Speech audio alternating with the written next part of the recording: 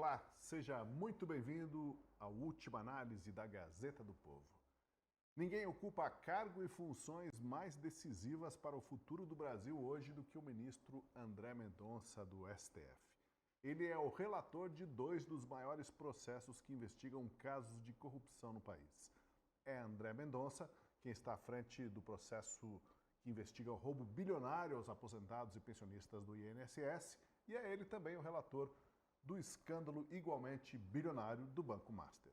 A entrada de Mendonça na relatoria do caso Master, vale lembrar, só ocorreu porque a situação de Dias Toffoli ficou insustentável após revelações dos negócios da família dele com o banqueiro investigado. Os brasileiros que querem o fim da impunidade depositam em Mendonça boa parte das suas esperanças. E aí cabe algumas perguntas. Será que o ministro está acertando a mão em suas decisões? Será que o espírito de corpo, tal STF Futebol Clube, não acabará por influenciar também os passos de Mendonça a ponto de inviabilizar a faxina necessária nos altos escalões da República? Quais as tentações, os perigos e desafios no caminho do ministro? Para debater esse e outros temas de relevância de hoje, eu convido você a seguir com a gente aqui no Última Análise, que está começando, e tem aqui no estúdio a presença do Guilherme Kilter. Tudo bem, Kilter? Bem-vindo novamente. Tudo bem, Tosi. Obrigado. Boa noite a você, meus colegas de bancada e nossa audiência maravilhosa. E no telão com a gente, o Daniel Vargas. Tudo bem, Vargas? Bem-vindo. Tudo bem, Tosi? Oi, Kilter. Olá a todos, um prazer falar com vocês. Bora adiante. E o Frederico Junkert. Fred, bem-vindo novamente. Boa noite, Tosi, Kilter, Vargas. Uma satisfação estar aqui com vocês. Pois vamos lá, que temos muitos assuntos interessantes e que provocam a reflexão de todos nós. Olha só, o ministro do Supremo Tribunal Federal, André Mendonça, é também pastor adjunto da Igreja Presbiteriana do bairro de Pinheiros, em São Paulo.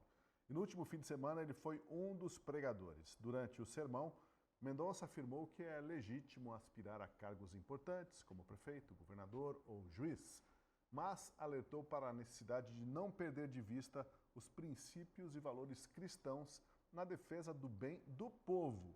Caso contrário, a pessoa pode estar se curvando à tentação do diabo. Foram as palavras dele.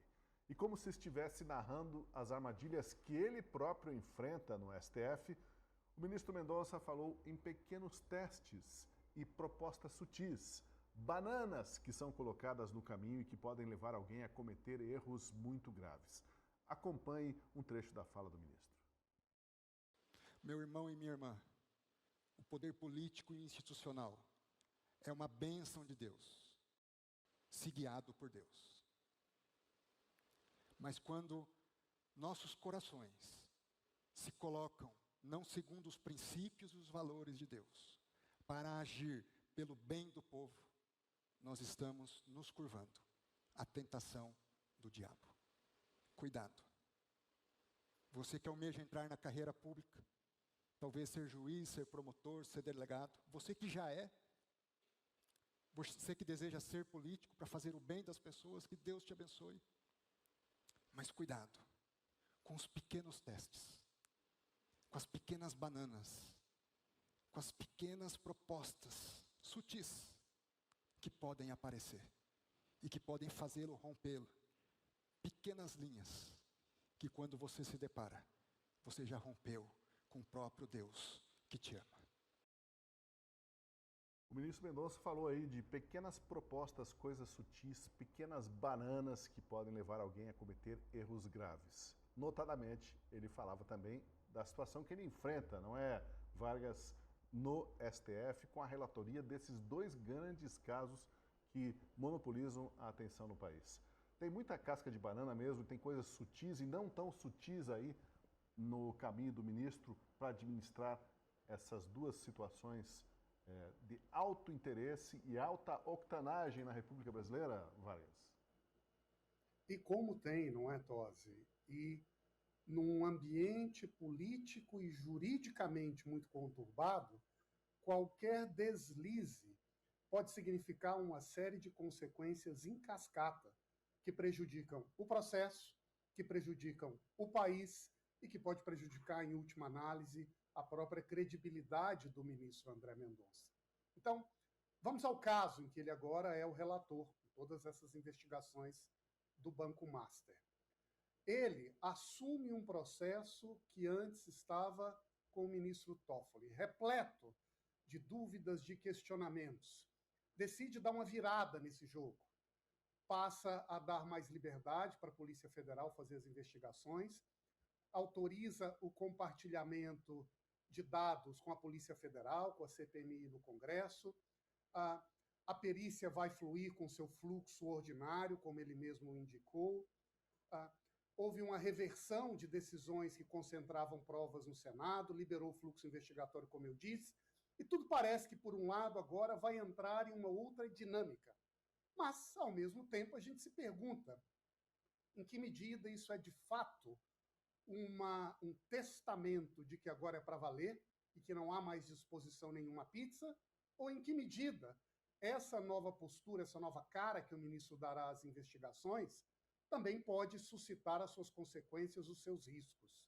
E aqui é importante a gente entender, Tosi, muitas das dúvidas ou das questões que o ministro deverá ter a sensibilidade e sapiência para julgar. Então, por exemplo, ele não deveria simplesmente mandar isso para a primeira instância, quem sabe concentrando apenas aquelas investigações que diretamente possam envolver autoridades com foro privilegiado. Por um lado, a resposta poderia ser sim. Por outro lado, em casos complexos que envolvem grandes escândalos financeiros, separar a investigação pode, na verdade, ser um grande convite a nulidades. Isso pode acontecer porque nós sabemos que a base da legitimidade do juízo é o princípio do juiz natural, ou seja, não podemos ou não aceitamos que alguém seja julgado por um juiz escolhido após o fato, já que isso começou no Supremo, que ali se mantenha. Porque se se devolve isso para a primeira instância, de certo modo, abre-se a brecha para uma alegação de que tudo que aconteceu até agora foi maculado por suspeição, por uma falha de imparcialidade, que poderia, por sua vez, contaminar todas as provas. E esse seria o sonho da defesa nos mega escândalos e certamente arruinaria não só as investigações, as revelações que são importantes para a República, mas, de certo modo, a própria autoridade do ministro, como uma liderança que quer dar credibilidade, dar transparência e fazer isso gerar resultados concretos. Segundo, se ele devolve esses casos, se fragmenta essas investigações, a gente também corre o risco de criar uma dificuldade de coordenar as informações. E quando se quer provar que existem teias complexas de culpabilidade, nós queremos olhar o todo e não apenas fragmentar para cada juiz ou cada parte, olhar para um conjunto muito limitado de informações que podem eventualmente configurar um crime pontual. Também para o próprio ministro, conseguir caminhar nessa zona cinzenta entre autorizar as investigações, mantendo, de certo modo, um pulso forte, mas dando a transparência devida, dando a credibilidade devida às instituições que vão operar nesse processo, o Senado de um lado, a Polícia Federal do outro, outras investigações da própria imprensa. Todo esse quebra-cabeças precisará ser muito bem conduzido, articulado pelo ministro. Não será fácil. A tendência é que nós vamos ver ainda muita turbulência nesse jogo. E para terminar essa primeira fala, eu já começo indicando um indício de onde essas turbulências poderão vir. O celular do Vorcaro agora é acessível para a CPMI. O que os nossos senadores e deputados estão lendo ali? Olha só, é a pergunta que a gente quer saber e, quem sabe, aí daqui a pouco começa a aparecer um pouco desse fio dessa meada que ainda estão procurando exatamente por onde puxar. Agora, Frederico Junkert, o ministro Mendonça, ele manteve o caso em sigilo. Alguns criticam, entendem que ele deveria dar transparência máxima a esse caso. Também, como disse o Vargas, decidiu não enviar nada para a primeira instância para evitar esse risco de anulações futuras. E determinou ainda que toda e qualquer investigação contra a autoridade com foro privilegiado seja levada primeiramente ao conhecimento dele. E aí, Fred, quais os acertos, quais eventuais vacilos e erros ou casca de banana em que o Mendonça pode estar arriscando pisar com essas decisões? Qual que é a tua perspectiva? Tosi, a atuação do ministro André Mendonça, ele está caminhando no fio da navalha. Porque hoje esse é o processo que tem os olhos da nação inteira voltados a ele. né, o escândalo do Banco Master, que tem tomado aí os últimos 3 meses, dominado o noticiário, dada a gravidade das condutas que já foram ali apuradas. E o André Mendonça, desde o início que ele assume esse processo, você vê uma preocupação, especialmente com a questão das provas, né? E você produzir provas sem violar o devido processo legal, sem, de qualquer maneira, maculá-las, para que, eventualmente, depois as defesas venham a alegar alguma nulidade. A primeira dessas decisões e um acerto, eu diria, do ministro André Mendonça, a questão envolvendo os aparelhos telefônicos apreendidos na segunda fase da Operação Compliance Zero no início de janeiro desse ano. O ministro Dias Toffoli deu aquela decisão anômala, para não dizer ilegal, em que ele demanda com que os agentes da Polícia Federal, ao fazer a apreensão dos aparelhos telefônicos da segunda fase da operação, lacrassem os aparelhos e remetessem os aparelhos para o gabinete do ministro Dias Toffoli, o que não é usual, porque não cabe ao juiz exercer qualquer atividade de investigação. A praxe policial é tão logo apreendidos os aparelhos telefônicos, você fazer a extração dos dados desses aparelhos para garantir a incolumidade dessas provas e o que nós denominamos em processo penal de cadeia de custódia. A cadeia de custódia é a trilha que percorre a prova desde a sua obtenção até os exames que serão feitos pela polícia sobre essas provas, a fim de garantir que não ocorra nenhuma adulteração. E esse é uma preocupação que ganhou elevada monta no processo penal brasileiro, especialmente com as provas digitais. Você assegurar que não há qualquer tipo de adulteração dessas provas para que depois a defesa não venha a alegar a fragilidade e a contaminação desse material probatório. E o ministro Dias Toffoli, então, ele dá essa decisão polêmica e ilegal, considerada praxe, o que diz o processo penal brasileiro. E aí o André Mendonça, de forma acertada, fala o seguinte: olha, todos os aparelhos telefônicos hão de ser analisados com rapidez, porque é uma investigação, né, que hoje tem os olhos do Brasil e há urgência na apuração desses fatos, até para sanar as atividades criminosas em curso, e por policiais peritos da Polícia Federal, não designados individualmente, como foi feito pelo Toffoli, que escolheu lá 4 peritos da sua confiança para analisar o material, mas respeitado o organograma da Polícia Federal, né, até como uma projeção do próprio princípio do juiz natural, né, e o princípio da impessoalidade, em que há atribuição de funções dentro da estrutura estatal e deve ser respeitada essa atribuição de funções. A partir do momento em que o Toffoli designa peritos lá e nomeia esses peritos para que peritos da sua confiança façam análise dessas provas, fica comprometido o princípio da impessoalidade. Então, essa foi uma decisão acertada do ministro André Mendonça. Em relação à questão da própria competência originária do Supremo Tribunal Federal, há uma longa discussão do ponto de vista jurisprudencial sobre se é o ideal ou se é correto, né, a concentração dessas investigações, considerando que há pessoas com foro por prerrogativa de função e há pessoas sem foro por prerrogativa de função.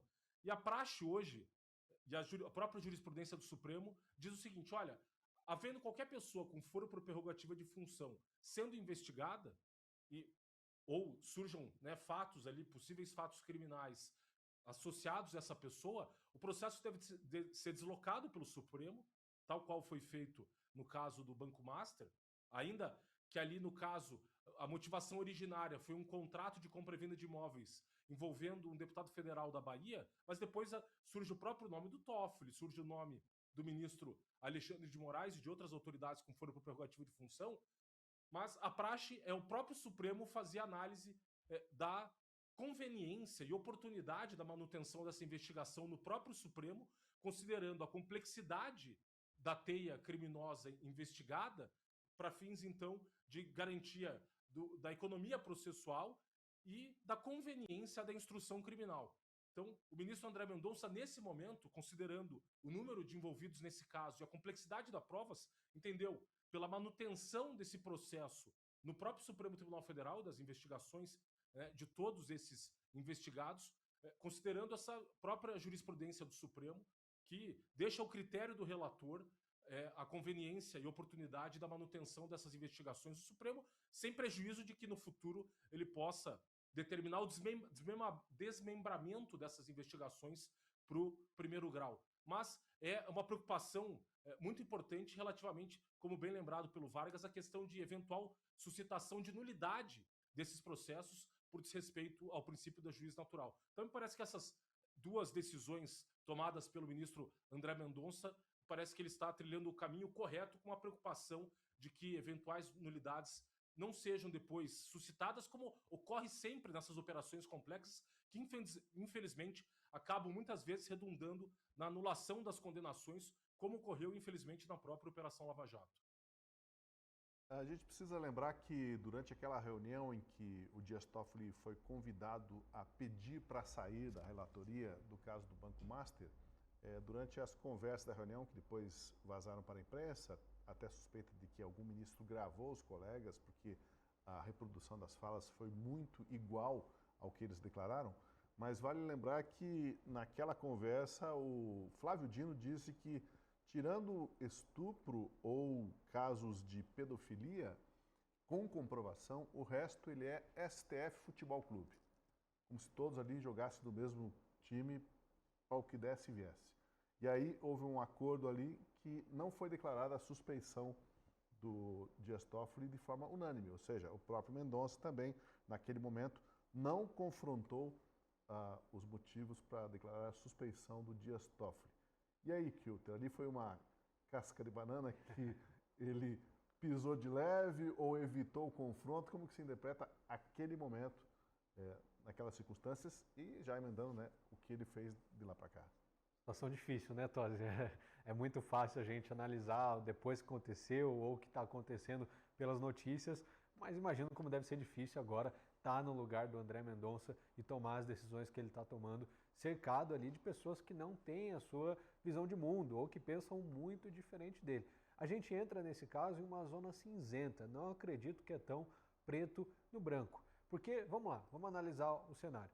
Primeiro, André Mendonça é um dos únicos, junto com o Nunes Marques, os únicos que foram indicados pelo presidente Jair Bolsonaro. Todos os outros, ou a ampla maioria, foram indicados por governos petistas, seja do Lula ou seja da Dilma. Dentre os 11, agora 10 sem o Barroso, só 2 têm essa visão de mundo mais conservadora, mais à direita, mais punitivista com criminosos. Enquanto os outros, em sua ampla maioria, tende a ter essa visão mais de esquerda, mais coletivista, em que geralmente culpa a sociedade pelos problemas, ao invés de individualizar as condutas e as penas. Mas, para além disso, a maioria desses outros estiveram envolvidos no desmanche da Lava Jato. Anularam penas, anularam condenações e prisões com base na prerrogativa do juiz Sérgio Moro. Se o Sérgio Moro não era competente para julgar o caso no Paraná, então, na 13ª Vara de Curitiba, então todo o processo é nulo e Lula estaria livre. Isso é um precedente perigosíssimo. Por quê? O próprio STF criou isso. Se, a partir de agora, o Toffoli é declarado impedido e não pode julgar o caso, abre uma margem para que a defesa do Vorcaro peça a nulidade de todo o processo ou de todas as decisões tomadas até aqui, e aí a gente volta a estaca zero. Sim, o Toffoli tomou decisões muito ruins, decisões péssimas, na verdade. Trazer o caso para si no STF, ao invés de deixar na primeira instância e deixar correr naturalmente. Decretar sigilo absoluto e total, interferir no trabalho da Polícia Federal, marcar aquela cariação sem antes escolher os depoimentos, definir quais perguntas entrariam ou não. Tudo isso foram decisões erradas, decisões muitas vezes premeditadas e inconstitucionais, ilegais, eu diria até. Mas a realidade que está posta é essa. Agora imagine você, com todo esse cenário complexo, o ministro André Mendonça reunido na sala com mais 9 ministros para decidir o futuro do caso mais importante do Brasil. E todos eles decidem ali por assinar aquela notinha e deixar o caso seguir, trocando o relator. Que decisão você tomaria? Vale lembrar, inclusive, que essa decisão não era uma decisão colegiada, era uma decisão do presidente da Corte, ministro Fachin, que recebeu o relatório da Polícia Federal. Ou seja, teve reunião para discutir? Teve. Teve uma nota em assinatura conjunta? Teve. mas a decisão é do presidente da corte, ministro Fachin. E ele tomou a decisão de afastar o Toffoli da relatoria sem declará-lo suspeito, mesmo que tenha feito isso com apoio dos demais ministros. Ou seja, na prática, no papel, na assinatura, a decisão não foi do André Mendonça, por mais que ele tenha assinado aquela nota em apoio ao STF como um todo, defendendo a instituição. Porque nessas horas a gente vê uma briga de poderes em Brasília e a situação fica complexa. Agora, vamos voltar para o presente. Recapitulado o passado, essa pregação do ministro André Mendonça na igreja presbiteriana. Pregou em Mateus 4, as tentações de Jesus no deserto. O que é certo, o que é errado, quais tentações nós recebemos durante a vida, quais não devemos cair. Obviamente, é quase que ele descreve um testemunho. Imagina você ser pastor e ministro do STF, você não pode contar exemplos da tua vida pessoal, o que acontece e tal, situações do trabalho, porque tende a incorrer ali em situações complexas. Mas ele se atém sempre muito bem à Bíblia, palavra de Deus, e prega em cima disso. E ali ele trouxe esses casos das tentações e, porventura, dificuldades que viriam no caminho, falando nós não podemos ceder às tentações. Quais tentações estariam diante do ministro André Mendonça? A tentação mais fácil, talvez, é fazer vista grossa, é fingir que não viu e deixar passar. A situação mais difícil seria puxar o caso para si, bater no peito e falar daqui que eu resolvo. E foi exatamente isso que ele fez. Eu acredito, Tosi, que ele sim tomou a decisão mais difícil e não se deixou cair na tentação que é de delegar a responsabilidade para os outros, sabendo que talvez esse seja o maior caso do país, e ele foi sorteado, né, depois dessa reunião com os ministros como novo relator. Desejo boa sorte ao ministro Mendonça e que seja de fato imparcial, que talvez é o que o Brasil mais está precisando nesse momento. Agora, Daniel Vargas, o fato de todas as investigações ficarem sob o controle direto do Mendonça, debaixo das asas do ministro, está sendo interpretado por alguns como um movimento para talvez blindar os colegas do STF Futebol Clube.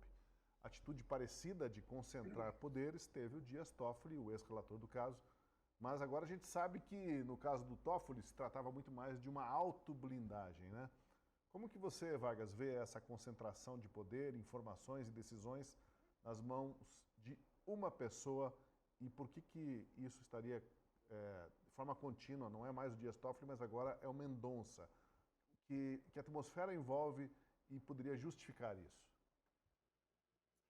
Olha, Tosi, se nós colocamos todos os poderes na mão de uma pessoa que vai conduzir a investigação, tomar uma série de decisões estratégicas ao longo do processo, receber protestos, reclamações, recursos, decidir tudo.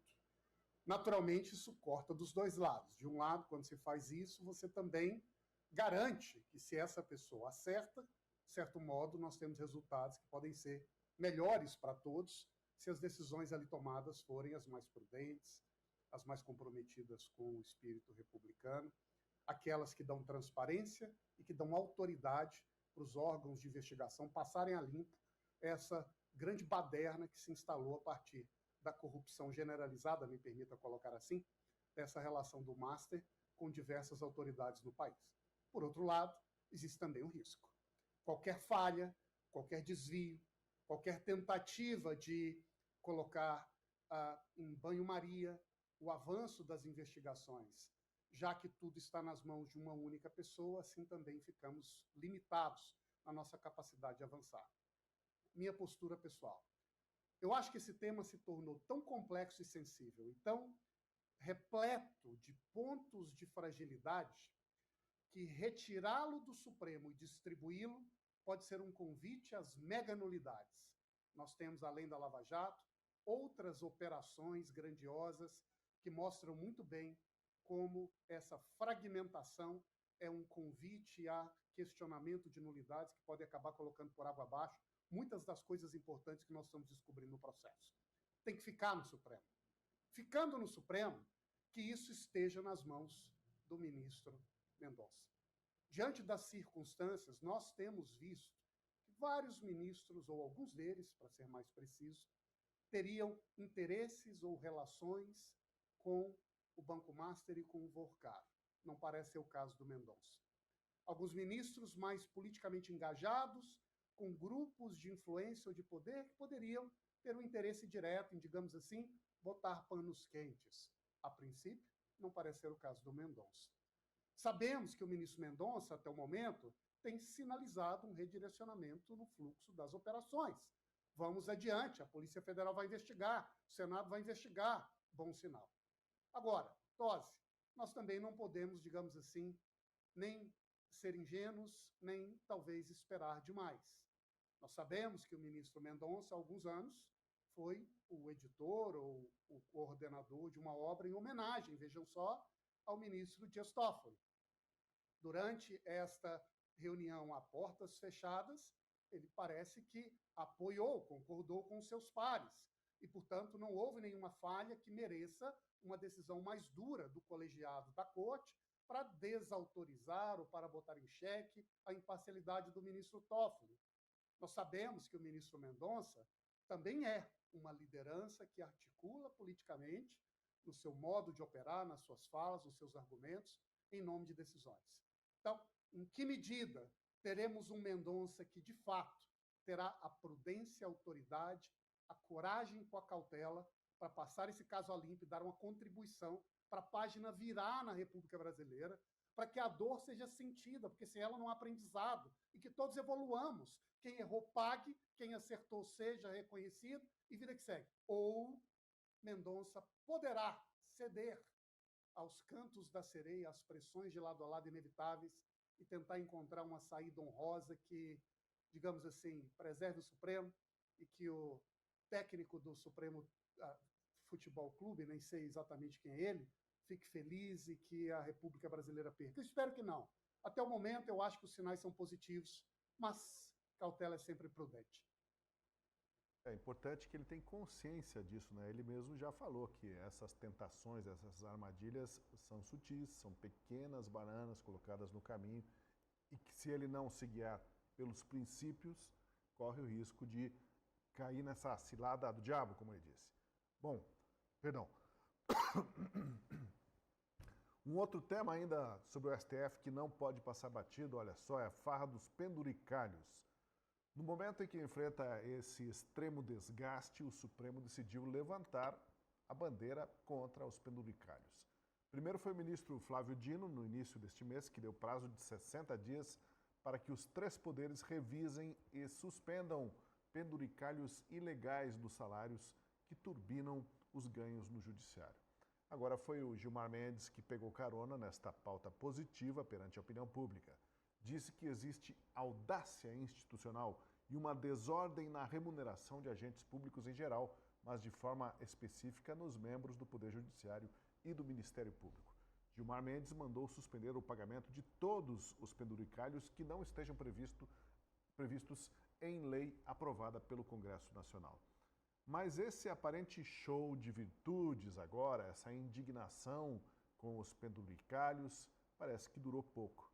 Nesta terça-feira houve uma reunião na presidência do Supremo Tribunal Federal, em que estavam, além da cúpula do STF, os presidentes do Senado, da Câmara, do Tribunal de Contas da União e o vice-procurador-geral da República. E o que eles decidiram? Nos próximos dias será formulada a proposta de uma regra de transição para os penduricalhos. A ideia, segundo a nota do Supremo, é buscar um equilíbrio entre a autonomia institucional e o rigor fiscal que é demandado pela sociedade. Aí eu quero saber de você, Kilter, por que não se cumpre a lei do teto constitucional e ponto? Né? Não seria mais simples?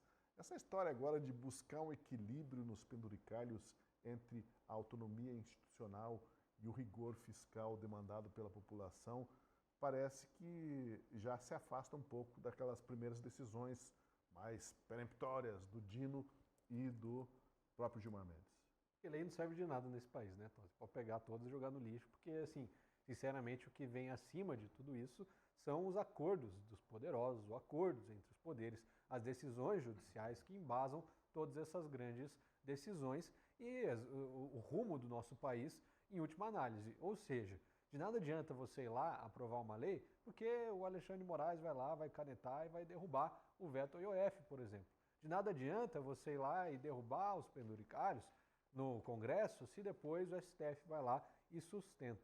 Ou seja, no fim do dia, o que de fato define o que vai acontecer ou não no país Não é uma lei aprovada, não é uma decisão colegiada, não são votos em um plebiscito, são reuniões a portas fechadas entre os donos do poder no Brasil. Entre ministros da STF, presidente de Tribunal de Contas, presidente das câmaras legislativas. É assim que a banda toca no nosso país. Ainda são salas fechadas, regadas de regalias até, né, não é zero falar, mas essa que é o fato, regadas de privilégios, vamos colocar assim, porque essa que é a verdade. Ou seja, não importa mais se a sociedade está indignada, não importa mais se o povo está na rua, não importa mais se a imagem do STF está manchada. O que importa é a conveniência deles, o que é melhor para eles. Às vezes eles acenam, cortando os bilhões em emendas parlamentares, reduzindo o teto dos penduricalhos, mas no fim do dia a gente sabe que tudo é bem negociado, bem conversadinho e no final todo mundo ganha e quem se prejudica, claro, é sempre o povo brasileiro, que continua pagando mais imposto, que vê o seu poder de compra reduzido e que nada acontece. Bom mesmo nesse país é virar servidor público no judiciário, virar um servidor público de alto escalão no Ministério Público e você continuar com regalias e mais regalias. Até no Congresso, o regimento interno não serve para nada. Afinal, o ministro Davi Alcolumbre já deveria ter instalado a CPMI do Banco Master, mas até isso ele está ignorando. Quem dirá esses privilégios e regalias que a gente vê a rodo no nosso país?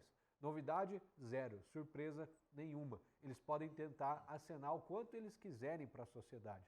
Por quê? De fato, há um desgaste da STF. As últimas pesquisas mostram que o brasileiro considera que o STF é uma das piores instituições do país, um dos maiores perigos para a nossa democracia. Não, não é o PCC, não é o Comando Vermelho, não são os políticos que produzem leis ruins, sim, é o STF. Pelo menos é isso que pensa a população brasileira, segundo as últimas pesquisas.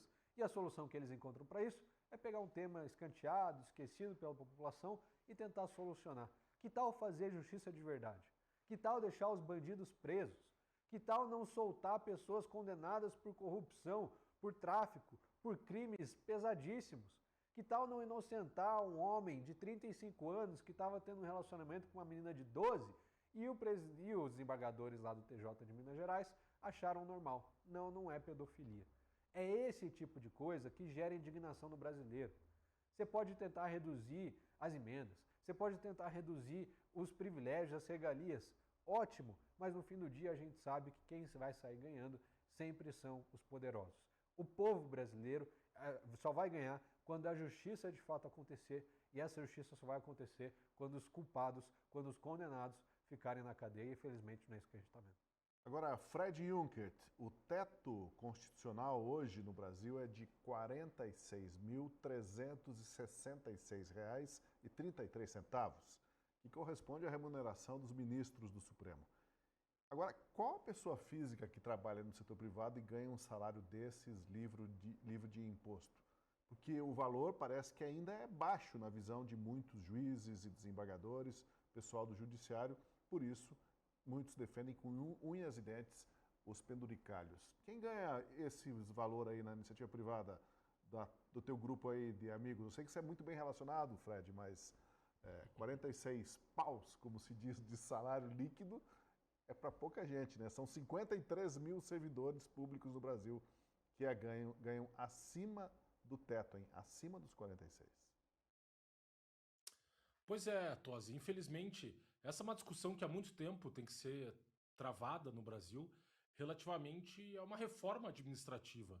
Como você bem lembrou, o artigo 37 da Constituição é muito claro ao estabelecer um teto remuneratório para os servidores públicos, que corresponde à remuneração de ministro do Supremo Tribunal Federal, e, no entanto, nós temos hoje aproximadamente 53 mil servidores públicos recebendo acima do teto.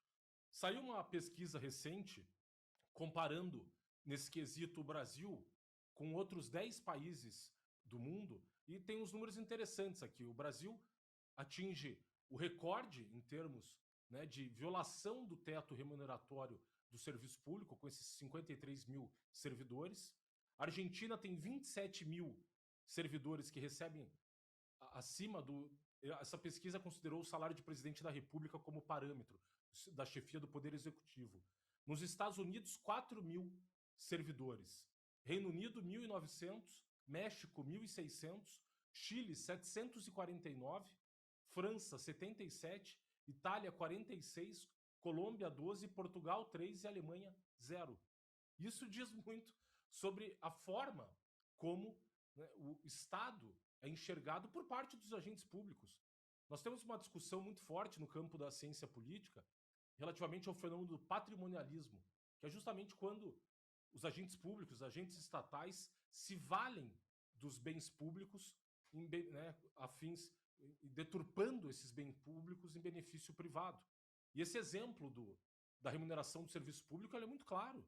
A Constituição estabelece lá um parâmetro sobre o qual não resta dúvida interpretativa. O teto é a remuneração de ministro do STF. No entanto, ao longo do tempo, nós fomos vendo a criação aí de uma série desses penduricalhos, dentre os quais, por exemplo, uma licença compensatória a cada 3 dias trabalhados. Você tem membros de órgãos públicos hoje que recebem 1 dia de remuneração para cada 3 dias trabalhados, como se aqueles dias trabalhados já não estivessem na esfera de atribuição ordinária dos cargos que essas pessoas exercem.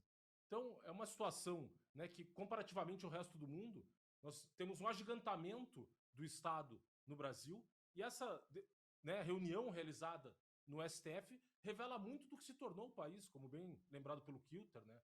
Um desapego ao que diz a Constituição e as leis, as favas, e aí vão criando ali uma série de verbas indenizatórias, muitas à margem da lei, e nada acontece. Infelizmente, nesse caso, uma regra de transição não seria necessária.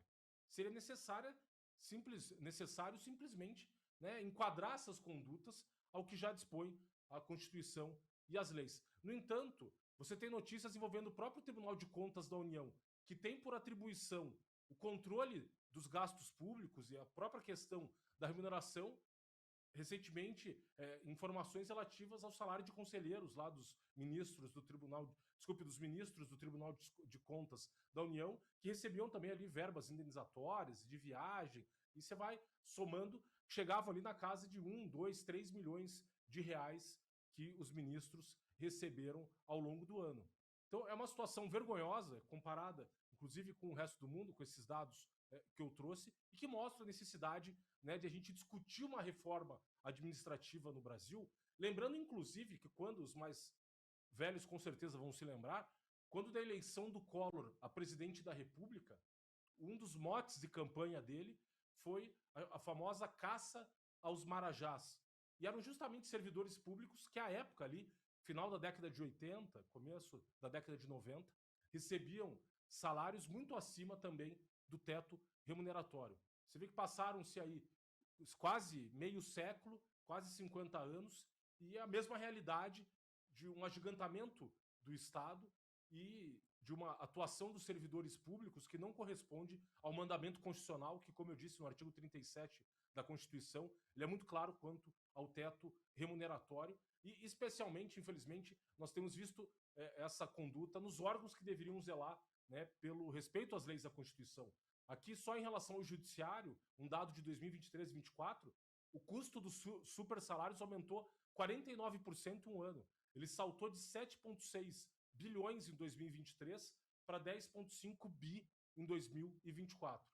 Então, parece que nós precisaríamos aí de um Javier Milei para cortar esses gastos, né, e simplesmente fazer o que determina a Constituição, que é remunerar as pessoas segundo o próprio, né, com um teto máximo, salário de ministro do Supremo.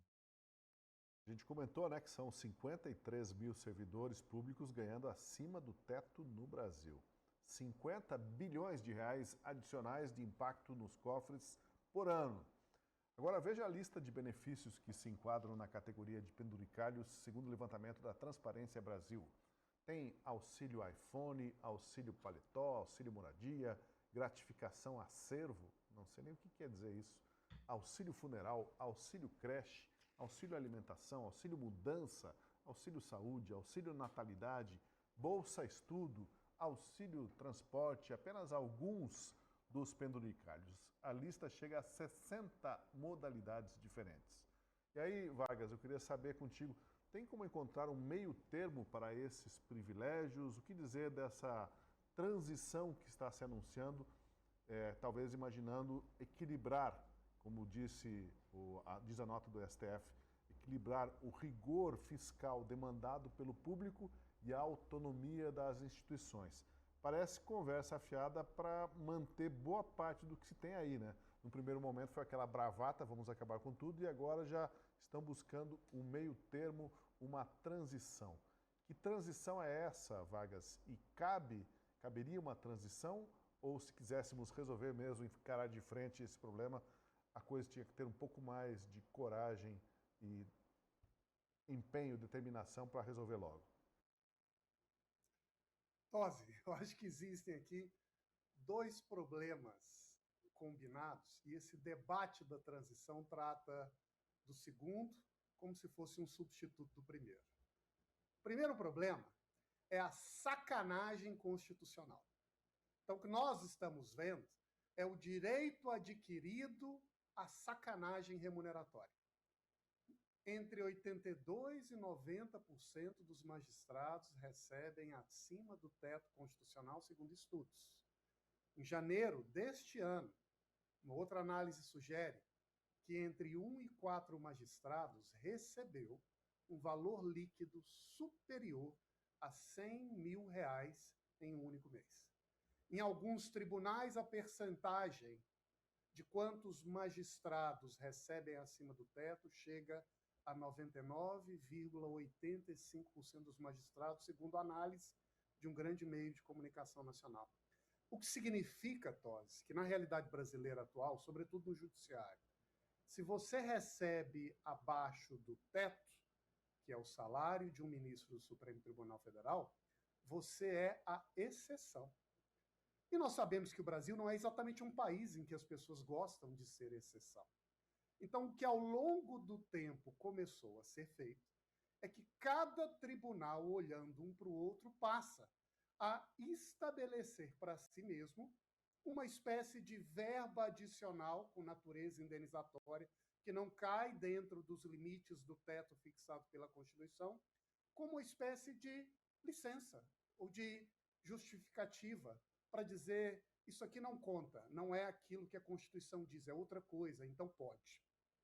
Mas o primeiro problema, que não pode ser ignorado ou diminuído, é que nós banalizamos uma verdadeira deturpação do que diz a própria Constituição, que é muito clara ao definir que o teto da remuneração de um servidor público será o salário do ministro do Supremo Tribunal Federal. O segundo problema, que torna o primeiro talvez até mais grave, a depender de como se interpreta, é que essa banalização de verbas indenizatórias, veja só, foram autocriadas pelos próprios tribunais ou órgãos legislativos e executivos. Então, não é que havia uma lei que dizia que naquela circunstância particular em que o magistrado possui muitos livros, nós vamos agora criar um apoio para que ele tenha recursos para se atualizar juridicamente e comprar novos manuais da empresa amiga. Não. São os próprios tribunais fixando para si novas verbas indenizatórias, assim gerando um benefício próprio. Ou seja, nós temos visto autoridades aumentando o seu próprio salário em decisões tomadas em seu grupo, em seu estabelecimento, no seu tribunal. Então, o que está sendo discutido agora no Congresso, com essa suposta regra de transição, é dizer, olha, o problema não é que nós criamos um conjunto de verbas que não deveriam existir. O problema é que a criação dessas verbas aconteceu de maneira espontânea ou descentralizada, sem que houvesse uma lei nacional que regisse o que é uma verba indenizatória, o que não é, o que pode ser reconhecido como direito extrateto e o que não é. Mas, veja só, quando a gente já olha para o problema como se fosse um problema de competência, um problema processual, nós estamos ignorando qual é o pano de fundo ou a questão mais importante desse jogo, que é, nós temos uma regra constitucional clara, nós temos uma banalização que é levada a cabo por autoridades, sobretudo no judiciário, também no Ministério Público, um pouco menos nos demais poderes. E agora, já que todo mundo faz a sacanagem, vamos então estabelecer uma lei nacional para regrar a sacanagem. Não deixa de ser uma sacanagem, percebe? O ponto é que nós precisamos no Brasil aprender a conviver com regras. E quando há uma regra, significa que existe um limite textual que precisa ser obedecido. E simplesmente invocar princípios abstratos, critérios gerais, funções de administração para dizer, não, aqui pode, nós já estamos caminhando para uma zona problemática, criando exceções, desvirtuando o foco da atenção. Aliás, isso não é só um problema de ter um conjunto de autoridades públicas que de fato obedecem à Constituição. Eu acho que também deveria ser visto como um problema de elevar uma vez mais um mínimo de autoridade no poder que é hoje o menos prestigiado da nação, a começar pelo Judiciário, também pelo Ministério Público, em certo modo. E fazer isso deve começar por uma decisão desses próprios líderes, destes poderes, de reconhecer que existe uma regra e que essa regra vai ser obedecida, implementada aqui dentro de casa. Mas não, no passado um olha para o outro, como tem um problema dali, vou criar para mim a minha saidinha honrosa de cá. Fizemos isso à torta e à direita, chegamos onde chegamos. Agora a gente precisa reverter esse processo. Não vamos fazer isso apenas aprovando uma transição, né? A transição da grande sacanagem para a pequena sacanagem. Nós vamos fazer isso obedecendo aquilo que diz a Constituição. Ninguém pode receber acima do teto fixado pela Constituição, que é o salário do ministro Supremo. Ponto final. Que situação, né, Kilter? Transição de uma grande sacanagem para uma pequena sacanagem, mas ainda assim sacaneando todos os brasileiros, como bem colocou o Daniel Vargas. Agora, veja só, tem um artigo da Gazeta do Povo que eu quero chamar a atenção aqui, foi escrito pelo engenheiro Samuel Hanan, que é ex-vice-governador do Amazonas. Ele lembrou nesse artigo que a máquina pública consome cerca de 12,8% a 13,4% do produto interno bruto brasileiro. É muito mais do que a média de 9% dos 37 países da Organização para a Cooperação e Desenvolvimento Econômico, a OCDE. A diferença dá 370 bilhões de reais por ano. É muito dinheiro que poderia e deveria estar sendo investido em saúde, educação, segurança, saneamento básico e tantas outras carências do Brasil. Essa desigualdade, Kilter, patrocinada pelo Estado, traz impacto na capacidade de investimento e desenvolvimento do país, né? Porque não é assim, não. Tudo bem, tem lá recurso no Tesouro, tem um percentual destinado ao Judiciário, destinado a tal poder, que nós podemos fazer uso dali como se fosse um direito inalienável. Na verdade, se aquele dinheiro fosse economizado, fosse melhor distribuído, o país provavelmente estaria sendo alavancado o seu desenvolvimento em outras áreas, né? Com certeza, Tosi. A verdade é que o Brasil, para ficar ruim, ainda precisa melhorar muito, né? Então, esse é um dos problemas que a gente precisa evoluir, se desenvolver enquanto país, enquanto nação. Se você compara com as outras nações da OCDE, tem diversos índices que nós precisamos melhorar, que nós precisamos refletir. Diversos gastos públicos irregulares. E o problema, sabe qual que é? Não é você cortar os penduricalhos, porque você corta e sabe para onde vai no ano seguinte? Para o fundo eleitoral. É você dar a destinação correta para o dinheiro. Beleza, o que adianta você carimbar X para a educação, Y para a saúde e Z aqui para a segurança, se lá na ponta, nos municípios, é outra área que está precisando. Ele recebe um valor a mais que precisa na educação e a menos que precisa na saúde. É verdade que a gente precisa revisar nosso pacto federativo como um todo. Todos os gastos, como que a maioria dos estados que arrecadam mais recebem menos do governo federal. Não está invertida essa lógica? Olha o modelo dos Estados Unidos. Quem arrecada mais, gasta mais. O dinheiro fica onde se produz. É natural. Não existe um país pegar dinheiro de uma região e mandar para outra. Ou transformar isso em benefício, transformar isso em programa politiqueiro eleitoral, como o Vale Gás que a gente está vendo aí, como o Pé de Meia, como Bolsa Família e tantos outros. E sabe o que é pior? Depois ainda coloca todo mundo que está dependente desses auxílios, dependente de benesses do governo, como empregados. Não participam mais do índice de desemprego no nosso país. E aí você artificialmente reduz os números para ficar melhor nas notas aí, conseguir dinheiro mais barato ao redor do mundo, quando o brasileiro está sentindo na ponta o seu dinheiro desvalorizar. porque é isso que acontece. Enquanto o governo continua gastando, gastando e gastando, não com melhorias estruturais, porque existe gasto e existe investimento. Auxílio para servidor público, penduricalho, privilégio, tudo isso é gasto. Investimento é quando você usa mais o dinheiro para as áreas corretas, quando você constrói pontes e estradas, quando você constrói saneamento básico, quando você aumenta as unidades de saúde, contrata mais médicos, quando você constrói mais escolas, mais creches e matricula mais crianças. Mas não é isso que a gente vê acontecendo no nosso país. Então, sim, nós precisamos de reformas profundas. Como o dinheiro é arrecadado, como ele é gasto, como ele é investido. Tudo isso precisa ser repensado se a gente quiser atingir o molde de uma grande nação. Infelizmente, a gente não tem essa conversa no país. Você não vê ninguém falando como que o Brasil pode se tornar um país desenvolvido, chegar à grandeza. Não, são sempre conversas de como deixar o Brasil menos pior.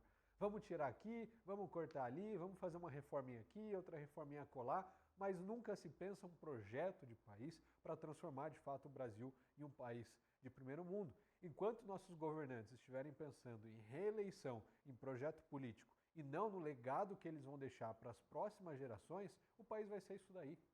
Vai continuar tendo essas causas para o STF julgar porque mais ninguém resolve. Porque o STF é o único poder disponível no país e todos os outros são submissos a ele.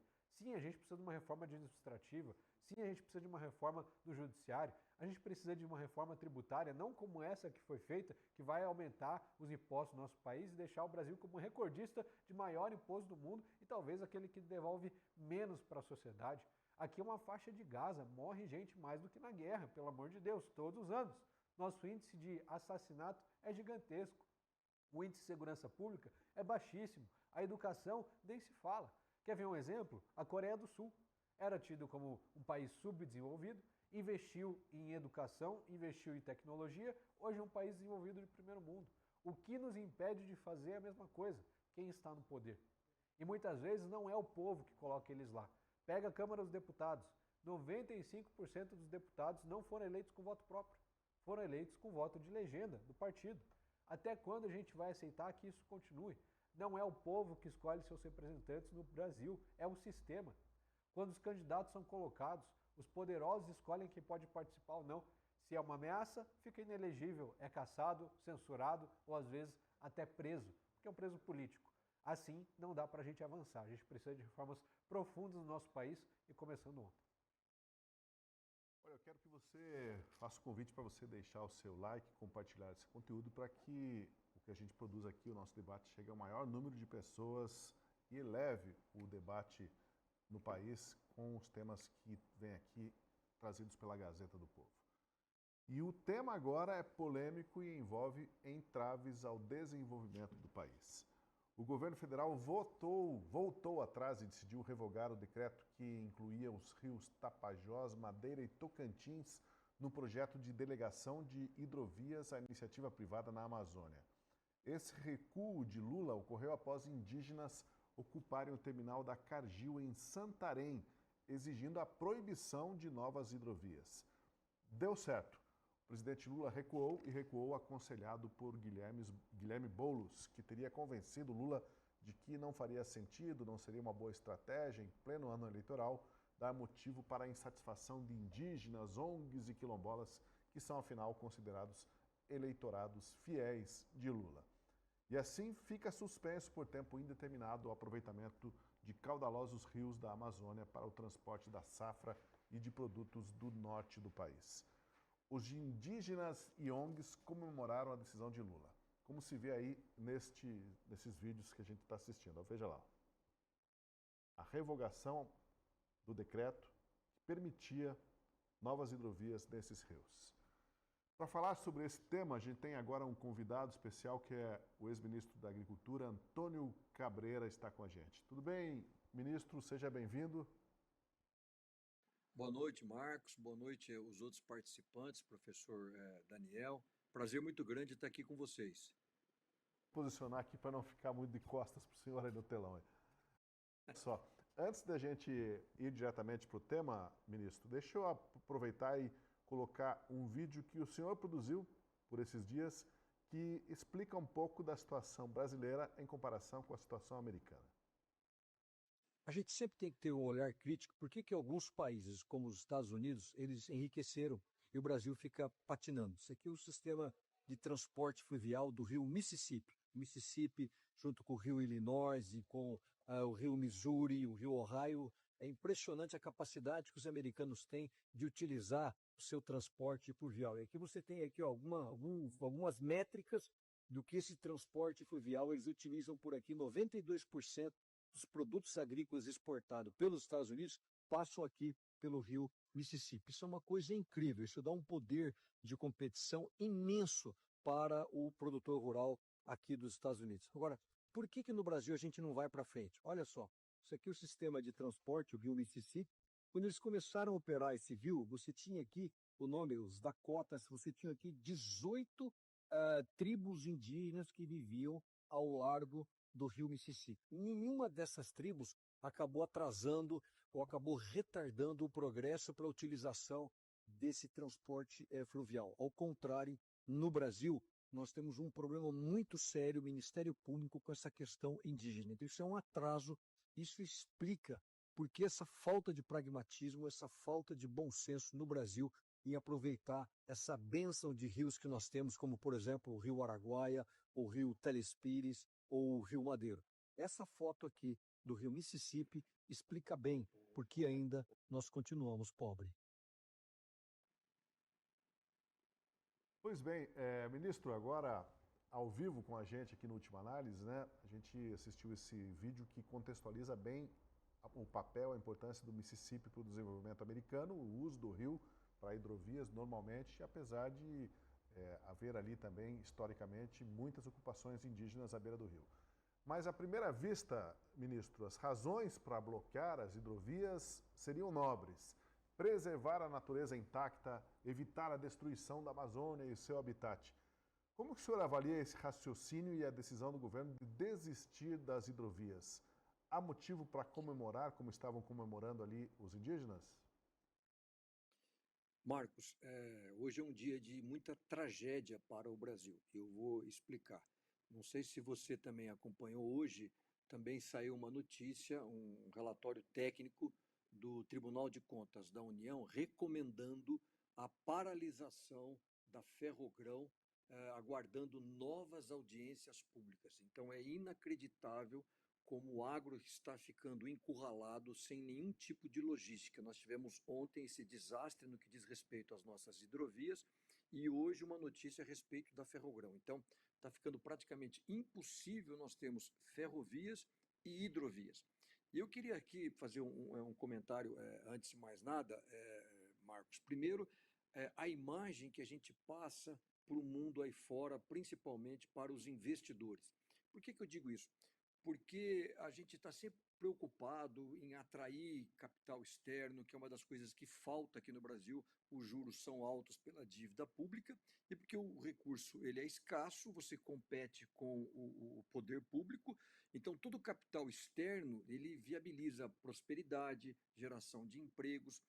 Quando a gente vê uma empresa multinacional, uma empresa americana no caso, que fica até hoje, e o terminal ainda continua ocupado, tá, Marcos? Eles pediram ainda mais 48 horas para desocupar esse terminal.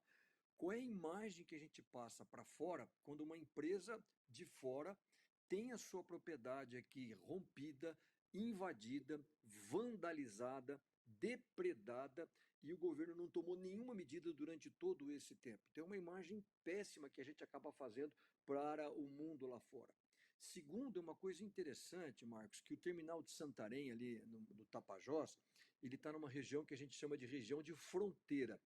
E essas regiões de fronteira, onde você tem aquilo que, inclusive, o governo foi aí fora, apresentou na COP30, aquilo que a gente chama da conversão das pastagens degradadas para as áreas de agricultura. Então, é um projeto nobre, onde você enriquece aquela região, transformando essas áreas degradadas, áreas praticamente marginalizadas, em áreas agrícolas. Só que essas áreas de fronteira, quando você começa a fazer isso, são áreas que você não tem infraestrutura, principalmente de armazenamento. Então, essa região do terminal de Santarém que foi invadido é uma região que basicamente atende essas áreas novas, onde o produtor ele ainda não tem estrutura O Brasil inteiro já é extremamente deficiente na questão do armazenamento. Como nós estamos em plena safra, em plena colheita, o baque para os produtores, quando você para um terminal desse por 32 dias, principalmente os pequenos e médios, que não têm armazém. E não dá para você segurar isso com a chuvarada que a gente está vivendo. Então, isso também tem um prejuízo imenso para os agricultores de uma maneira geral. E segundo, e terceiro, para reforçar aquilo que você colocou, você falou que é uma questão nobre, a questão da sustentabilidade, em preservar a natureza de uma maneira intocada. Eu diria o seguinte: o Brasil ontem deu um tiro no pé, ele jogou na lata do lixo a sustentabilidade. Por quê? Porque, veja, a BR-163 hoje, nós estamos transportando 25 milhões de toneladas de milho e de soja, que vão numa carroceria de um caminhão. Então, o projeto, o que era? Era tirar essa carga, esse volume imenso, gigantesco, e jogar ele para a hidrovia ou para a ferrovia. Nós derrubamos isso, nós vamos continuar na rodovia. Então, é o único país do mundo. Esse projeto, Marcos, é o maior projeto de descarbonização da economia no mundo. Não há nenhum outro país, nem a China hoje tem pronto como nós temos o projeto da descarbonização da BR-163, porque nós já temos a carga, nós já temos o volume, era jogar isso para uma hidrovia. Então, em termos de sustentabilidade, nós demos uma marcha ré, nós regredimos. E para os índios, inclusive, Marcos, é o seguinte: se eles têm medo de que esse transporte, essa chegada da locomoção vai prejudicá-los, prejudica muito mais numa rodovia, que é o que a gente chama daquelas famosas espinha de peixe, porque a rodovia ela chega, ela monta um posto de gasolina, nasce um pequeno vilarejo, e é claro que isso, agora, você tem uma hidrovia, você tem uma ferrovia, o curso é direto, ele não tem paradas, então até para eles, em termos de a natureza se mantiver intocada, foi também um tiro no pé. Então é uma coisa assim inacreditável. E por esse vídeo, a única conclusão que eu chego, Marcos, é exatamente isso. Esse vídeo mostra um número assustador. Não sei se você reparou ali, embora tenha sido rápido, 92% do que os americanos exportam, eles exportam por via hidroviária. Ou seja, exatamente o contrário do que é o Brasil. Então, é tão difícil você conseguir conquistar o mercado, ter poder competitivo, conseguir. Nós não ganhamos o mercado da China por acaso, nós ganhamos porque nós somos extremamente competitivos. Nessa guerra comercial, era fácil a China dar uma banana para o Brasil e comprar só a soja americana. Não compra por uma questão de preço. Se você pegar hoje, mesmo com os prêmios, nós estamos aí $2 no mínimo por bucho, mais barato do que a soja americana. Então, não tem nenhuma soja por essa eficiência. Agora, imagine o dia que a gente tiver uma hidrovia e, por exemplo, a hidrovia ela vai reduzir em torno de 30% o custo do frete. Então, nós vamos ficar muito mais eficientes. Então, depois, se você quiser, eu até posso fazer um comentário um pouco além disso. Eu sei que os meus companheiros de bancada querem fazer, mas há um jogo, na minha opinião, business nesse tipo de atitude, e o governo foi levado a isso de uma maneira infantil. Ele cedeu e abriu, desculpe a expressão aqui, a porta do inferno, abriu uma porteira agora que ninguém vai conseguir recuar em relação a essas medidas, porque hoje, Marcos, não sei se você sabe, hoje nós já temos protestos no Madeira, hoje nós estamos com protestos no Araguaia, ou seja, está virando um caos a logística nossa em plena safra.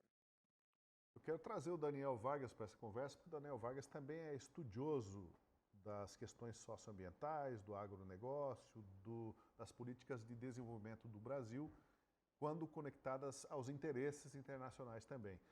Agora, Vargas, o que chama a atenção é que quem andou comemorando muito esse recuo do governo foram algumas ONGs envolvidas com essa questão indigenista, ONGs ligadas ao meio ambiente, coisa e tal.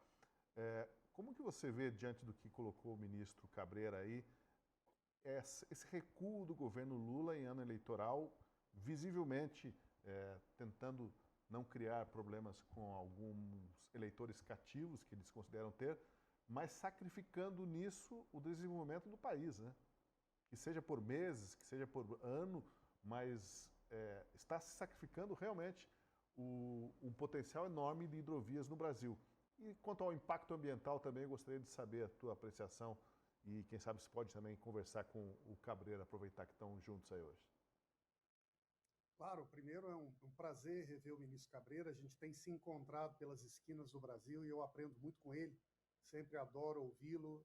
E é um parceiro de diálogo, uma liderança que dá uma belíssima contribuição para ajudar a informar esse debate brasileiro com um pouco mais de realismo e de sinceridade. Sinceridade, Tosi, porque respondendo à sua pergunta, eu acho que a grande marca do debate brasileiro, infelizmente, é a hipocrisia. É uma hipocrisia que serve como camuflagem para interesses particulares escusos. E me deixa aqui explicar como eu vejo que essa hipocrisia ela caracteriza grande parte do que a gente tem assistido, esses protestos realizados pelas ONGs, o debate ambiental, a situação de grupos marginalizados na realidade brasileira, como seria o caso dos indígenas. Primeiro, Tosi, o Brasil tem uma das malhas de transportes mais irracionais do planeta. Um país continental que ainda tem uma dependência maciça de rodovias, que transportam quase 70% da nossa produção, em vez de apostar em outros modais, como as hidrovias, por onde nós transportamos menos de 15% da nossa produção, ou em ferrovias. Hidrovias e ferrovias são, de longe, os meios de transporte mais eficientes economicamente, mais baratos para o escoamento da produção, e também muito mais sustentáveis, já que o transporte por caminhões, evidentemente, você está usando diesel, está queimando e jogando carbono na atmosfera.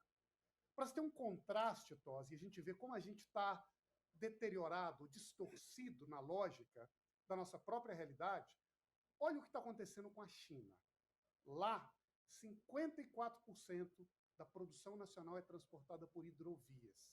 Nos últimos 4 anos, o plano deles foi de investir quase US$1 trilhão em um mega projeto para interconectar as hidrovias do país, justamente porque sabe que isso é uma maneira de baratear custo, aumentar a competitividade, produzir crescimento, gerar renda e economizar impactos ambientais, que é uma preocupação chinesa. Qual é o custo dessa opção ou dessa obsessão brasileira pelas rodovias? Segundo um estudo publicado por uma organização de transportes, Tosi, no ano passado, o custo logístico nacional foi de R$2 trilhões.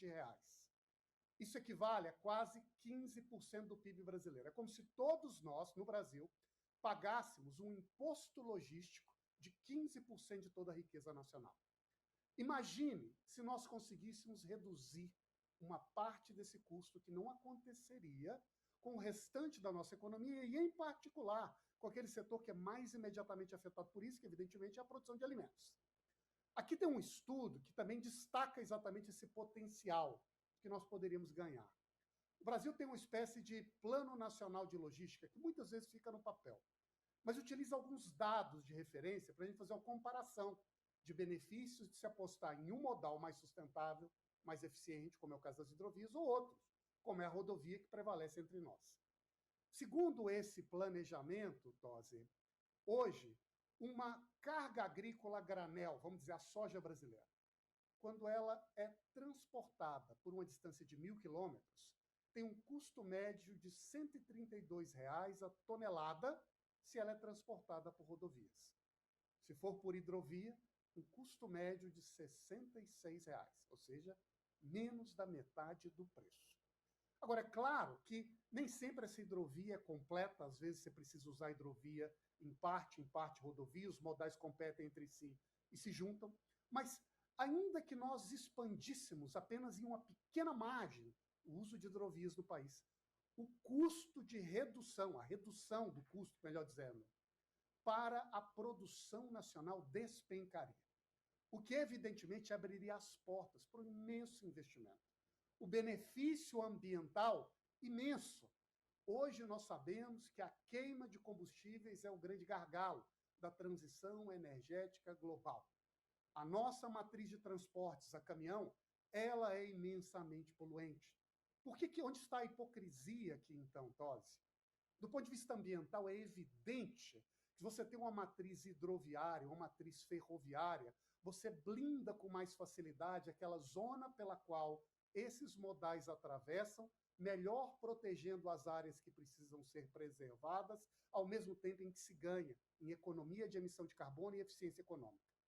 Do ponto de vista social e econômico, Tosi, criar uma estrutura de hidrovias que corte a Amazônia é integrar as regiões mais pobres, integrar as populações marginalizadas, para que possam fazer parte do mercado, receber investimentos, crescer, gerando renda e riqueza.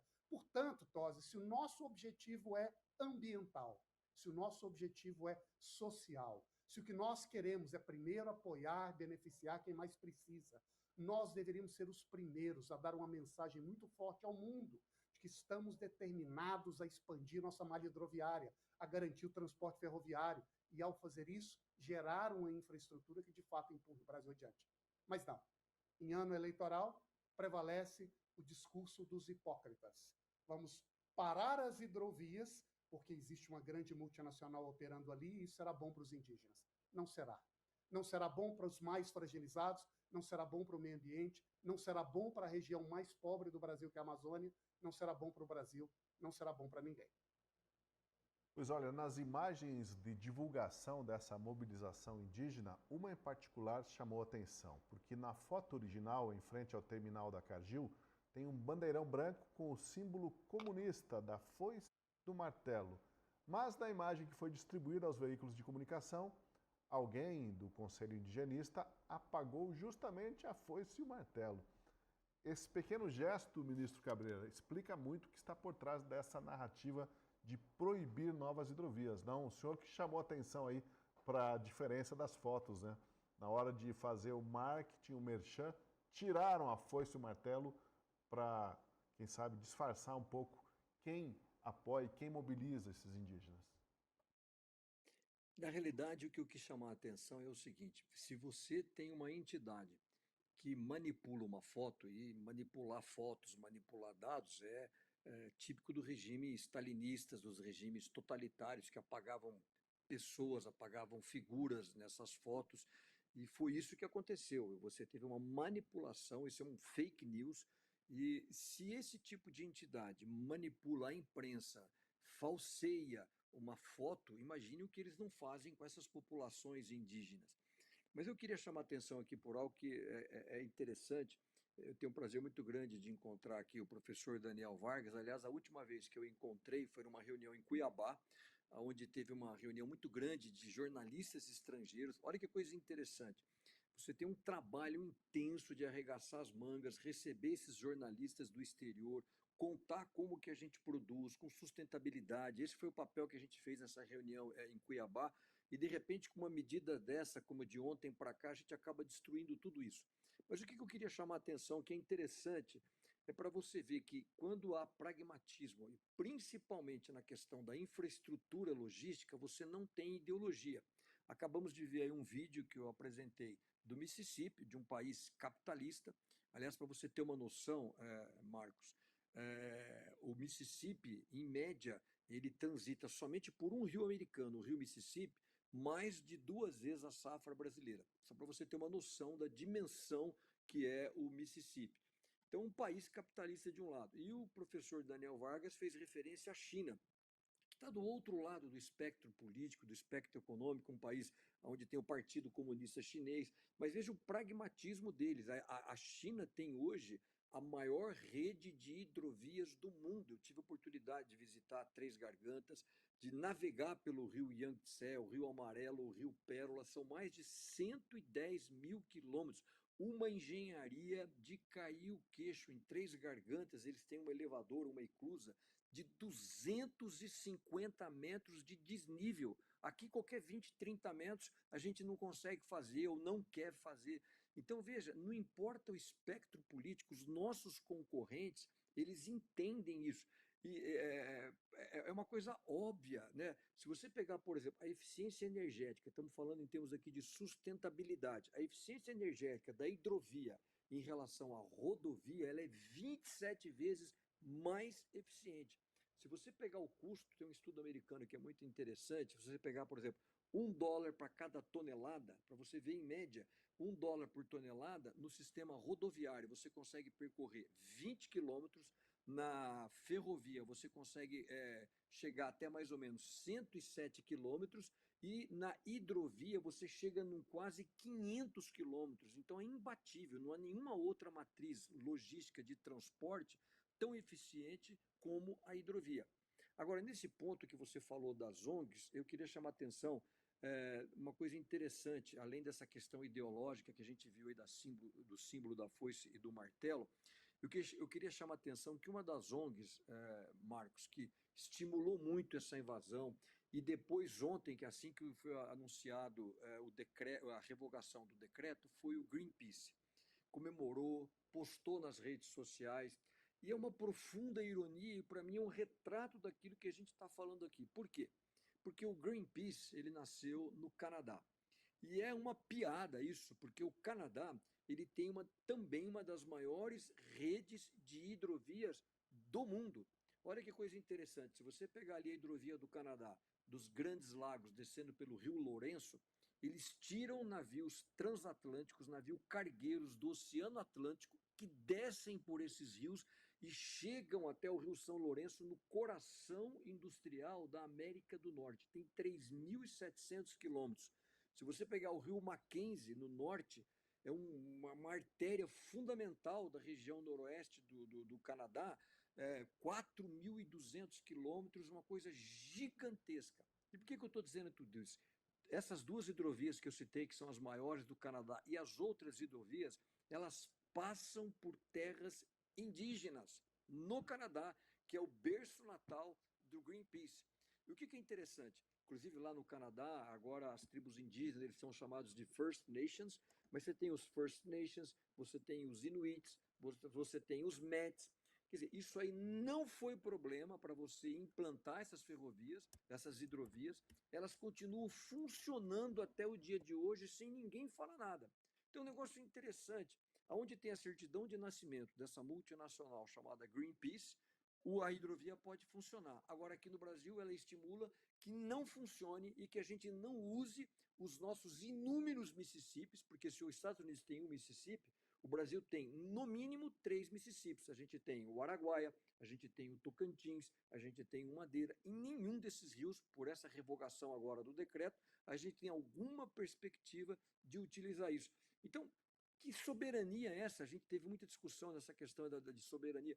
Que tipo de soberania que esse país está querendo, onde uma ONG vem aqui intervir por algo que ela faz exatamente o contrário, aonde ela tem o seu batismo, onde ela nasceu? Pois é, estamos nesse debate aí sobre hidrovias, né? O Brasil, o problema do Mississippi, o ministro até falou um dia desse, no artigo dele, que já foi resolvido há mais de 200 anos as hidrovias nos Estados Unidos. E a gente está aqui no ano da graça do Nosso Senhor de 2026, ainda bloqueando, Marco, posso fazer um comentário? interditando hidrovias. Pois não? Não, é que você falou há 200 anos. Eu vou aqui fazer uma propaganda, não sei, eu estou falando aqui ao vivo, pode ser que eu fale até uma bobagem que não deveria falar. Mas para mostrar um pouco aqui para o telespectador, aqui do Última Análise, tem uma série chamada Franklin, que conta a história do Benjamin Franklin. E ela é tão interessante, Marcos, que conta o período em que o Benjamin Franklin ficou na França. Eles estavam em guerra e o inimigo dos americanos era a Inglaterra e a França também era inimigo da Inglaterra. Então, o Benjamin Franklin é mandado para lá para se aliar aos inimigos dos ingleses. Então, olha, precisamos de munições, Esse foi o papel dele lá. Mas chega num ponto que a guerra da independência vai tomando um rumo e eles chegaram, o Império Inglês chegou num ponto e falou: vamos fazer um acordo e vamos terminar essa guerra. Então, o último capítulo dessa série, que são 8 capítulos, é o encontro. Eles mandam mais 2 pais fundadores dos Estados Unidos, o John Adams e o John Jay. Eles chegam em Paris, se unem com o Benjamin Franklin e recebem 3 enviados do rei George para discutir um tratado de paz, um armistício, terminar aquela guerra. E é tão interessante isso, Marcos, que eles estão ali. Os Estados Unidos não tinham o tamanho que ele tem hoje. Ele chegava apenas até o rio Mississippi. Então ele chega ali naquela discussão toda, e o enviado do rei George falou: olha, então vamos ver se a gente consegue fazer um acordo e tal. E quais são as condições? Aí o Benjamin Franklin: eu queria só revisitar esses pontos aqui. Então, primeiro, vocês reconhecem a independência dos Estados Unidos da América de forma irrevogável, ah, sim, a gente reconhece tal. Vocês reconhecem essas terras assim, chegando até as margens do Mississippi que pertencem a Ah, sim, reconhecemos. Aí, Marcos, ele vem. Isso, nós estamos falando ali em 1780, mais ou menos. Eles fizeram a independência em 1776. Aí ele chega e fala o seguinte, como terceiro ponto. Olha só, porque os Estados Unidos não tinha outra margem do rio Mississippi e a Louisiana ainda também não pertencia a eles, onde é a desembocadura do rio Mississippi. Aí ele vira e fala para o enviado do rei George, e vocês nos garantem de forma inalienável, irrevogável, a navegabilidade pelo rio Mississippi. Aí o enviado do rei George para e fala, ok, nós vamos garantir para vocês. Então veja, a visão de país.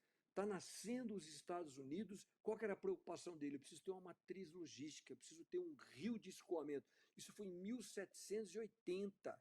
Quer dizer, desde lá eles tinham essa visão. Nós estamos no século XXI e a gente está com essa discussão infantil sobre a nossa matriz de transportes. Quer dizer, é uma coisa assim inexplicável, não há como, não há bom senso. É bom o debate, as ideias a gente tem que ter, eu sou a favor, às vezes, da discussão, de ideias divergentes, mas não se trata mais disso, se trata de um jogo que é business, é alguém que está querendo nos prejudicar, porque eles sabem que com segunda safra, com uma série de coisas, eles não têm como competir com a gente. A única maneira é isso. O agricultor europeu, o agricultor brasileiro, ele precisa disso. Eu preciso sufocar, eu preciso cortar essas pessoas, porque senão eles vão ficar muito mais eficientes do que eles já são hoje. Não há outra explicação, Marcos, que não seja essa. Mas olha, o Guilherme Kilter, o Fred Junkert e eu mesmo somos amadores nesses temas, e temos aí dois especialistas, o Vargas e o ministro Cabreira. Mas deixa eu só colocar aqui como curiosidade para o Kilter e para o Fred também, um dos argumentos de quem é contra as hidrovias lá na região amazônica está no suposto impacto ambiental, né? Então eles dizem que a dragagem que será necessária com os trechos vai aumentar a turbidez da água, prejudicar a pesca e até a navegação de pequenas embarcações, porque daí aumentaria a velocidade do rio. Imagina os rios que a gente está falando, né? Fazer uma dragagem para poder passar um trecho ali de uma embarcação teria o poder de aumentar a velocidade do rio, inviabilizando as canoazinhas de navegarem. Parece conto da carochinha, mas esses são alguns dos argumentos, Kilter. É para passar o Titanic no rio, né? Vai colocar ali. É lamentável, né, Tos? Esses dias eu estava conversando com o nosso governador aqui do Paraná, Ratinho Júnior, e ele contando as dificuldades que foi para construir a ponte do Guaratuba. Veja, transporte rodoviário, a gente está falando do desenvolvimento básico para o nosso estado, que conecta a Guaratuba ao resto do estado do litoral do Paraná. Ele enfrentou 38 processos judiciais, 38 para construir uma ponte. Tinha a máfia do ferryboat que não queria que o negócio andasse. Tinha uma promotora específica de direito ambiental dentro do Ministério Público que queria embargar a obra a todo custo. Tinham ONGs ambientais que estavam tentando atrapalhar o negócio. E, pelo que ele falou, também empresas, grandes empreiteiras ali de Santa Catarina que queriam atrapalhar o negócio para Santa Catarina não perder dinheiro. Ou seja, o Brasil é inimigo do desenvolvimento. Sempre quando a gente fala de transporte, de infraestrutura básica, parece que a gente tem mais problema do que soluções. Mesmo quem quer fazer, quem disponibiliza dinheiro, quem está disposto, com vontade política para fazer acontecer, tem problemas. Porque no Brasil não tem segurança jurídica para isso. Porque no Brasil as ONGs têm muito mais poder do que deveriam ter. Você junta 5 índios, você abre uma ONG e embarga uma obra de milhões e milhões de reais. Ou sequer um transporte fluviário com esse decreto do Lula que foi revogado. Ou seja, se a gente quiser melhorar, ainda falta muito. A gente está 200 anos atrás dos Estados Unidos em um tema que deveria ser básico, que deveria ser basilar. A gente precisa sim, a gente já tem uma ótima produção agrícola, mas o transporte não é tão bom. Seja ferroviário, seja fluvial ou seja por rodovias. Nenhum país grande, nenhum país envolvido com grandes produções usa rodovia como o Brasil usa. Já era para ter ferrovia há muito tempo. Até aqui no Paraná a gente tem dificuldade de trazer a produção do interior do Paraná para o porto de Paranaguá, porque a ferrovia não suporta a produção que é feita. Imagine os outros estados. Então, sim, a gente tem grandes dificuldades. Lembro você que Paraná é o estado com maior caixa líquido do Brasil. E quer fazer melhoras, quer fazer obras e não consegue, porque não tem segurança jurídica, porque as ONGs têm poder demais. Então, sim, a gente tem essas grandes dificuldades. Até jogo aí a pergunta para o Cabreira e para o Vargas, nosso eterno ministro. Como é que vocês veem isso? Tem solução para o Brasil para a gente fazer esse desenvolvimento acontecer? O que precisa? É de uma reforma jurídica? É mais liberdade econômica? Quais reformas a gente precisaria fazer? Pergunta para o Cabreira e para o Vargas. Deixa eu colocar o Fred na conversa. Fred, quiser emendar também uma pergunta aí para o ministro Cabreira, fica à vontade aí. Nós estamos mais ouvindo agora, né, com os especialistas aí, mas é tua palavra também, Fred. Uhum. Ministro, eu queria, né, o senhor expôs aí, do ponto de vista histórico, o porquê desses gargalos logísticos do Brasil, qual o peso do lobby automobilístico, né, do lobby rodoviário para atravancar o desenvolvimento, seja desse modal da hidrovia ou das ferrovias no país, qual o peso que o senhor dá à indústria automobilística? Bom, eu queria antes ir por partes, só para, Marcos, naquilo que você colocou, eu até anotei aqui sobre a questão da velocidade do rio. Não é isso. Essa é uma informação infantil. O que nós estamos tratando aqui são de barcaças chatas, são barcaças de baixa velocidade, são comboios de carga. Então ninguém está falando em lanchas rápidas, não estão falando de transportes de passageiro. É uma ilusão esse tipo é uma fantasia sobre essas colocações que se fazem contra a hidrovia.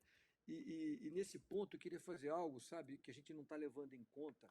A gente só está analisando aqui o seguinte: bom, quais são os problemas se a gente fizer a hidrovia, que vai acontecer isso, a questão da navegabilidade. Basta você ver que o próprio Greenpeace, que estimulou essas comunidades indígenas, lá no Canadá são inúmeras as comunidades indígenas.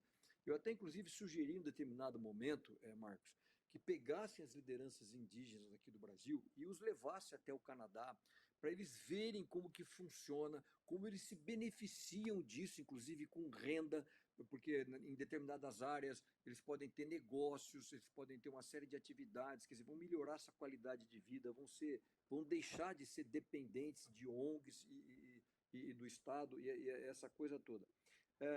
E aí, nesse custo que a gente está fazendo, bom, custa isso para fazer essa ferrovia, eu queria voltar uma pergunta que a gente está esquecendo de fazer no Brasil. E se nós não fizermos a hidrovia? Sabe o que nós vamos ter que fazer, Marcos, ali? Nós vamos ter que duplicar a BR-163. Então é um negócio inacreditável, porque do jeito que está, ela não consegue comportar mais esse fluxo de carga que a gente tem por ali. Então, você já imaginou você duplicar em século XXI uma rodovia para fazer transporte de cargas? Quer dizer, de longa distância. É uma coisa, inclusive, interessante. Em média, isso é um estudo americano comparando o nosso poder competitivo aqui. Eles têm um estudo que diz o seguinte: um caminhão nos Estados Unidos, em média, da fazenda até um terminal, ele anda de 25 a 50 milhas. No Brasil, ele está andando de 450 a 550 milhas. Então, nós estamos utilizando o caminhão nesses trajetos de longa distância, exatamente o inverso do que o americano faz. Ele usa como um abastecimento de curta distância lá. Então, é o caminho contrário do que nós estamos fazendo aqui. E nesse outro ponto, assim, eu acho que sempre vai ter um lobby contra, alguém que vai puxar uma coisa para lá, uma coisa para cá. Nós temos aí, às vezes, não só o lobby automobilístico, mas nós temos também o lobby ferroviário, de quem já tem ferrovias que desce para o sul, para o Arco Sul. Mas vai chegando num ponto que a gente vai ter que entender que nós vamos ter que romper essa barreira. E talvez uma das soluções para isso é tão interessante que tudo isso está acontecendo no mês de fevereiro. Eu não sei se vocês acompanharam, nesse mês de fevereiro, para mim foi algo inédito, eu nunca tinha visto isso na história. O Departamento de Agricultura americano, o USDA, United States Department of Agriculture, com o Departamento de Guerra, olha que coisa interessante, nesse momento de geopolítica, de turbulências globais, esses dois ministérios, eles assinaram um memorando de entendimento transformando o setor agrícola americano, isso foi no mês de fevereiro agora, como um item de segurança nacional. A gente precisa parar um pouco e pensar nisso. Ninguém está dizendo aqui que você tem que copiar as coisas do mundo de fora, mas espera aí, Por que eles estão considerando isso um item de segurança nacional? É óbvio. Será que existe algo de segurança nacional mais importante de um país do que a segurança alimentar, do que o escoamento da sua safra? Né? Você está escoando alimentos. Então a gente precisa repensar um pouco essas coisas. E essas grandes obras, elas são itens de segurança nacional. E uma coisa tão interessante, a gente fala muito da soberania da Amazônia, né? Teve esse problema todo na época do Maduro na Venezuela, querendo tomar o Essequibo da Guiana Inglesa, essa operação americana que adentrou na Venezuela, atirou, todo mundo ficou preocupado, diz que o governo brasileiro fez várias reuniões, precisamos garantir a soberania do Brasil. Como que a gente vai garantir a soberania da Amazônia sem hidrovias e sem ferrovias? Quando o Maduro fez essa aventura que ele queria aí, fez até um mapa escolar, foi distribuído nas escolas venezuelanas, incorporando o Essequibo, se ele resolvesse fazer essa aventura, para ele invadir a Guiana Inglesa, ele teria que dar um bypass aqui pelo Brasil. Quando o Brasil tentou movimentar equipamentos pesados, sabe como que a gente teve que mandar para lá? De avião. Por quê? Porque nós não temos rodovia para chegar naquelas regiões. Então, até as Forças Armadas deveriam abraçar isso. Opa, peraí, nós estamos falando de uma questão de soberania, de uma questão de mobilização rápida de tropas, se for necessário, porque o mundo está mostrando que não é aquele mundo pacífico que os românticos queriam, as coisas são diferentes. Então, para garantir a soberania da Amazônia, a hidrovia, uma ferrovia, são o quê? São veias, artérias de mobilização rápida da sociedade brasileira, do poder militar, poder chegar e garantir essa soberania. E aí é uma coisa tão interessante, agora foi aniversário daquela visita do presidente Ted Roosevelt com o Marechal Rondon aqui no Brasil. Ele escreveu um livro fantástico, né? The Wilderness, the Brazilian Wilderness, através das florestas brasileiras, alguma coisa assim seria a tradução em português. Isso foi por volta de 1914, há 110 anos mais ou menos. E é interessante, Marcos, que ele está percorrendo o interior do Mato Grosso e diversas vezes ele faz esse tipo de referência. Que país, que vocação para a agricultura, que vocação para a pecuária e tal. Aí sempre ele faz uma coisa assim, quando esse país tiver ferrovia, quando esse país tiver hidrovia, então o americano veio aqui há 110 anos e já fez essa observação. Então é uma questão de riqueza, de prosperidade. Isso vai gerar uma imensidão de riquezas para a gente e nós estamos aí sendo tolhidos, sendo cortados, né?